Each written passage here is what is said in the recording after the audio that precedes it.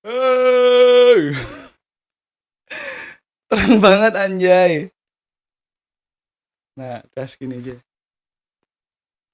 Yeay, akhirnya setelah tadi kenceng banget pasti suara ini.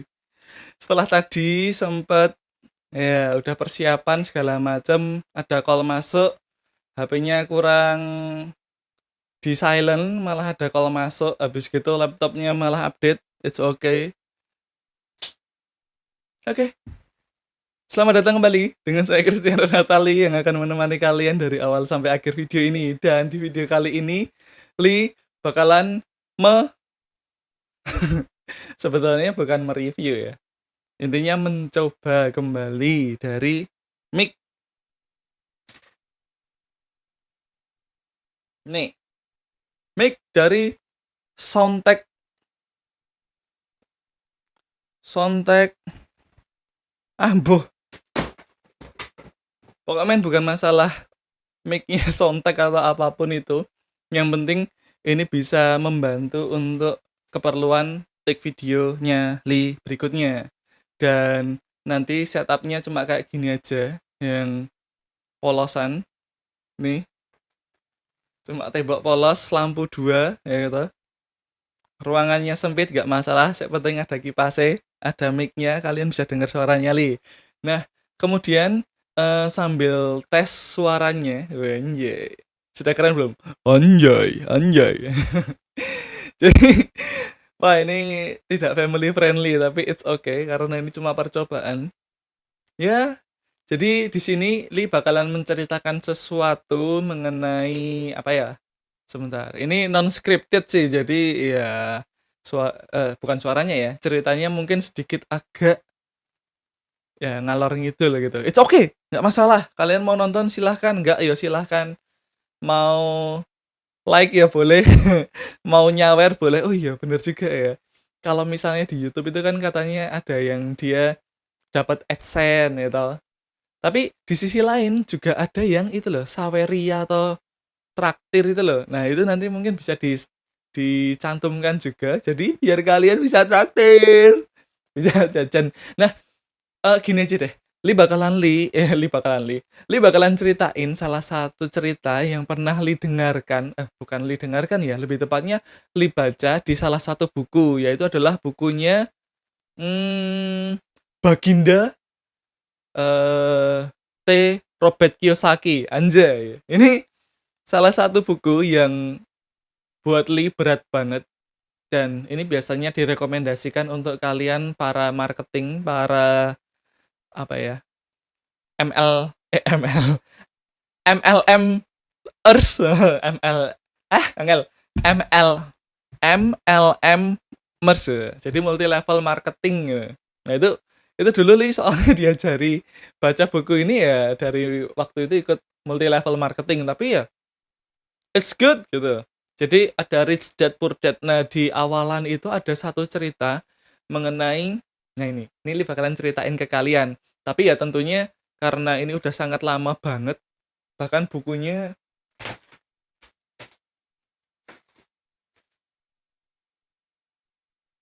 wis pokoknya ada lah.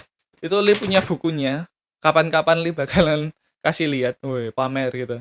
Enggak ding, enggak usah Li kasih lihat, tapi Li ceritain aja. Jadi di situ ada satu cerita. Nah, ini Li bakalan sadur ceritanya. Terus habis itu dibuat cerita yang lain gitu. Nah, jadi pada zaman dahulu, pada zaman dahulu itu ada sebuah desa. Wis. Jadi ini langsung ke ceritanya ya ceritanya. Oh, ceritanya piye? Jadi pada zaman dahulu ada satu desa yang mana desa ini dilanda kekeringan gitu. Jadi ada satu desa ya kan, dia itu dilanda kekeringan. Ini desanya itu letaknya ada di kaki gunung. Jadi ini gunung nih, ini kan. Set. Nah, ini desanya di sini. Desanya tuh di bawah gunung gitu loh intinya. Nah, terus habis gitu si desa ini tuh karena dilanda kekeringan, orang-orang itu kesulitan untuk mendapatkan air. Iyalah, namanya kekeringan gitu. Dan di situ orangnya tuh isinya ya sudah sepuh-sepuh, udah tua-tua gitu, karena penduduk desa di sana itu karena tahu desanya itu sering dilanda kekeringan, akhirnya yang muda-muda mereka berkelana ya kan, mencari kitab suci gitu. Nah, di situ, akhirnya hanya tersisa tua-tua ya kan, orang tua di dalam desa itu dan ada 2 anak muda gitu. Anak muda ini yang satu badannya gede, badannya gede ya kan, semok, kok semok ya? Bukan, maksudnya atletis gitu loh, badannya gede gitu, kayak kayak fighter-fighter kalau misalnya di game-game itu kan badannya gede-gede gitu. Nah ini ada mas-mas ini namanya, Ambero, namanya Ambero. Badannya gede ya kan, kelihatan secara fisik itu dia wes top markotop, apalagi di situ cuma ada orang tua-tua kan, ya semakin menonjol aja dia gitu. Nah, kemudian ini si Ambero ini nih, wah dia memang salah satu penduduk yang muda, fisiknya kuat ya kan. Ini akhirnya dia dipanggil sama Sif, Sif itu apa ya? Sif itu eh ya Pak Lurah lah ya gampangannya. Jadi Pak Lurah nih manggil si Ambero ini, Ambero kamu sini. Ini kami penduduk dari desa kekeringan ini, nggak kasih nama ya, jadi desanya ini intinya desa kekeringan. Ini minta bantuan ke kamu untuk, eee, menuntaskan permasalahan yang ada di desa ini, karena kita kekurangan air. Jadi, kalau boleh sih kami minta bantuan kamu untuk ambil air di gunung tadi loh, tadi kan ada gunung ceritanya. Nah, di situ. Dan si Sif ini juga manggil salah satu penduduk dan ini adalah penduduk yang masih muda kedua di apa ke istilahnya, di desa itu gitu. Jadi namanya adalah Pipo. Pipo. Si Pipo ini dia tuh badannya kecil, kurus gitu, rambutnya keriting gitu. Habis gitu kalau ngomong medok bukan saya. Jadi si Pipo itu badannya kecil gitu. Tapi dia masih muda juga dan itu adalah 2 orang yang tersisa di desa itu yang masih muda gitu. Jadi ada Pipo sama satu lagi tadi siapa? Ambero gitu. Jadi ada Pipo, Ambero dipanggil sama Sif untuk menuntaskan permasalahan yang ada di desa itu. Dengan cara apa? Mengambil air yang ada di gunung. Nah, gitu. Oke, saya siap gitu. Si Pipo seperti itu. Terus habis itu si Ambero langsung bilang gini dong, "Alah kamu badannya cilik kayak semanggaya. Kamu mau ngangkat ember aja pasti keberatan tanganmu buyuten gitu." Jadi kamu tangannya buyuten, apa kamu bisa gitu. Habis gitu sebetulnya di desa itu juga pada nertawain si Pipo. Wah iya, ini Sif ini apa nggak salah nih, apa Pak Lurah ini apa nggak salah, kok dia malah minta bantuan sama Pipo, badannya kecil, geraknya lambat, terus habis gitu kayak dia itu mau angkat badannya sendiri aja nggak kuat. Nah, ya mendingan tetap Ambero lah ya. Ya akhirnya keesokan harinya setelah kedua pemuda itu menyanggupi permintaan dari Sif, dari Pak Lurah ya kan. Akhirnya langsung aja si Ambero dia ambil ini apa? Ember. Nah, dia bawa ember gede-gede gitu. Dia kan badannya gede ya tadi diceritain. Jadi wah, dia langsung pagi-pagi berangkat ke gunung itu. Habis gitu dia ambil air sebanyak mungkin yang dia bisa, dia panggul di sini. Wah, akhirnya nanti dia si ember yang berisi air itu diturunkan ke desa itu. Di desa itu kan nanti ada ini ya, semacam tempat yang dia untuk menampung air. Wah, di situ orang-orang di situ, di desa itu, wah pada tepuk tangan dong. Wah, ini dia pahlawan kita, Ambero. Keren. Ambero semakin, wah, saya mau kerja keras. Wes, enggak ya. Dia semakin semangat, dikasih tepukan dia semakin semangat. Yang tadinya dia cuma jalan pelan-pelan, dia lama-lama jalannya semakin cepat. Semakin dapat tepuk tangan dari penduduk desa itu. Akhirnya si Ambero itu dia semakin bersemangat lagi dan akhirnya dia lari. Wah, itu hari demi hari seperti itu. Dan ya kembali lagi ke si Pipo ya. Pipo ini kok dia belum menghasilkan apapun gitu. Kerjaannya dia itu cuma malah angkat-angkat ini loh, bambu. Jadi dia bawa bambu panjang gitu. Wah, dia kan badannya kecil ya. Dia bisa cuma satu karena bambunya udah panjang, udah 6 meteran gitu kan. Wah, berat banget. Dan itu si Pipo akhirnya juga dicaci, wah dicaci ya. Maksudnya diejek gitu loh sama si Ambero. "Woi, Pipo, kamu loh belum menghasilkan apapun. Shift itu udah minta bantuan kita. Kita tuh sebagai pemuda itu harusnya bisa untuk ya bantuin orang-orang tua. Itu adalah salah satu cara kita berterima kasih kepada mereka." Wes. Sok-sokan bijak gitu loh. Apa ki?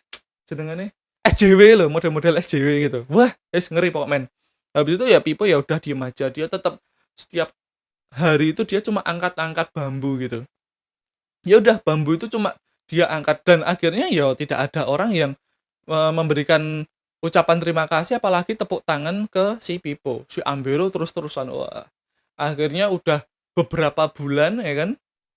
Si Ambero ini ya udah dia sudah berusaha untuk memberikan air menggunakan kok pipa ya.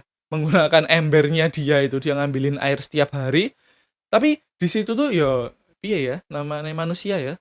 Itu sik tua-tua tuh ya udah bilang, "Lah, Ambero kamu bisa nggak sih berjuang lebih keras lagi gitu loh, biar airnya ini nih ya lebih banyak karena kebutuhan kita itu banyak. Kita butuh nyuci, kita butuh keramas, kita butuh cuci muka, kita butuh untuk minum, untuk masak segala macam gitu."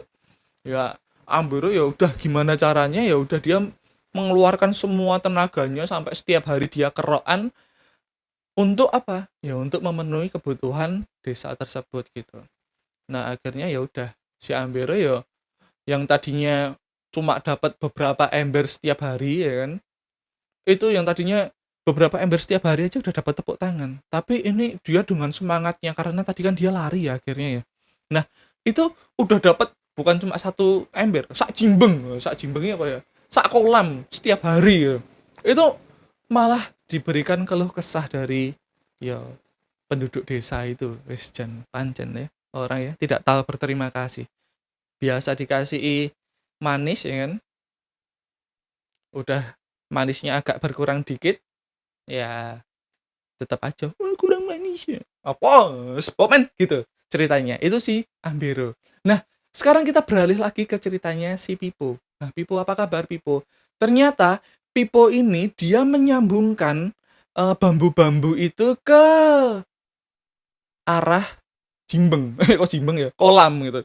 Jadi Pipo ini ternyata menyambung dari kolam menggunakan bambu-bambu itu, kolamnya itu kok tersambung sampai ke mata air di gunung. Ternyata si Pipo ini dia membuat saluran walaupun berbulan-bulan dia tidak menghasilkan, ternyata dia membuat saluran air menggunakan pipa tersebut. Wis. Ya iyalah, pasti kalian tahu yang akan terjadi apa? Ya pastilah orang desa ketika sekali waktu di ini misalnya ini ya apa namanya mata airnya, terus ini pipa panjang sampai sini. Pipa terakhir diletakkan, celek disambungkan ke mata air dan tidak lama kemudian air dari gunung itu mengalir sampai ke laut. Ya bukan, sampai ke jimbeng, sampai ke kolam. Habis gitu, wah langsung warganya tepuk tangan. Nah, iya tepuk tangan. Jadi kerjaan yang misalnya kalau siapa namanya tadi Ambero dia 3 bulan dia cuma bisa menghasilkan misalnya 15 kolam air ya kan dari embernya.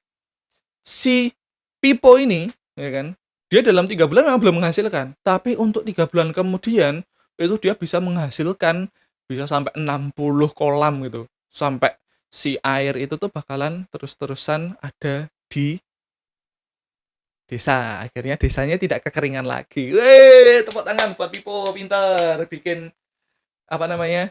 Bikin sistem. Nah, ini dia. Jadi yang diajarkan di cerita itu intinya, yo kamu boleh bekerja keras. Wes, ini MLM banget gitu. Kamu boleh bekerja keras, tapi kamu tenaganya sampai seberapa toh sebetulnya? Waktumu sampai seberapa? Kan ya nggak mungkin toh kamu kerja terus. Jadi lebih baik kamu seperti Pipo.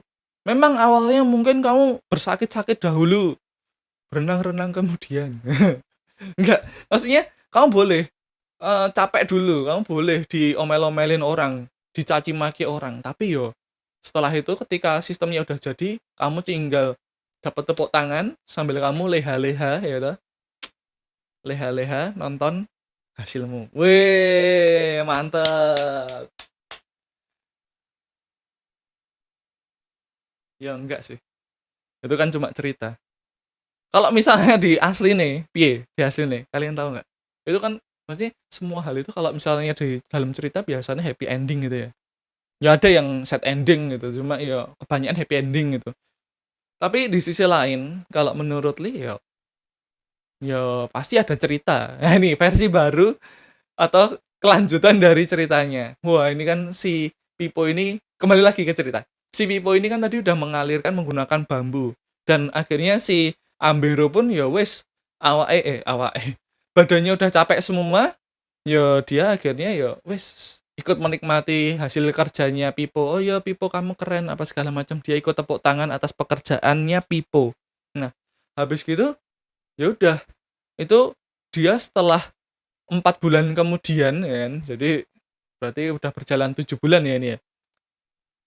4 bulan kemudian akhirnya ya tadi kan Li ceritain itu yang tadinya airnya udah mengalir deras ya kan, sampai ke desa, ke kampung.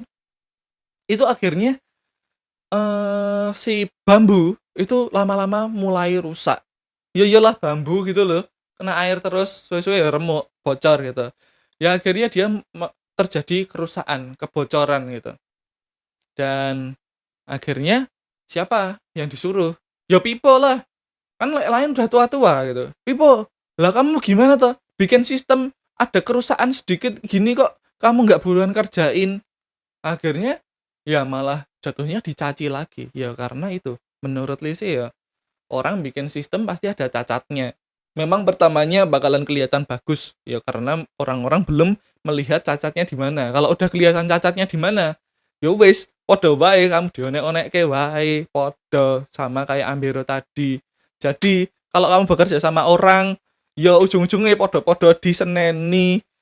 Kamu kamu bakalan ya pasti dicari celahnya untuk kamu tuh jadi salah gitu loh. Jadi ya apa? Nggak bisa kamu bekerja cerdas. Bekerja cerdas itu ya memang benar tadi cerdas gitu. Tapi setelah terjadi satu sistem, kamu juga harus bekerja keras lagi untuk membuat sistem yang baru. Biar apa? Ya biar kamu tidak dicaci kayak Ambero, kayak si Pipo ini yang udah tahu wah, oh aku sudah dipuji, udah ditepuk tangani. Habis itu kamu nggak membuat sistem lagi.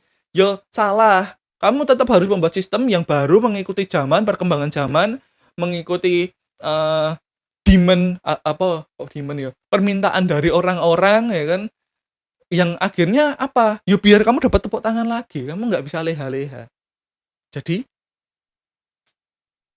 value dari cerita ini apa ya tetap aja kamu harus bekerja cerdas, tapi kamu tidak boleh tidak bekerja keras. Wes anjay ini sesuai banget aku ngomong, nggak masalah karena ya namanya ngetes mic ya toh. Oke, segitu aja. Mudah-mudahan ya mudah-mudahan suaranya bagus. Kita bakalan cek. Jadi dari tadi kan kita pakai ini loh, mic ini. Loh, ngayal edan loh. Jadi ya sekian dari Li setelah berapa itu? 19 menit. Anjay. 19 menit dong ngomong dewe. Nggak masalah. Oke, terima kasih sudah nonton video ini. Nggak usah di like karena ini cuma testing doang. Li out. Peace. Silahkan subscribe.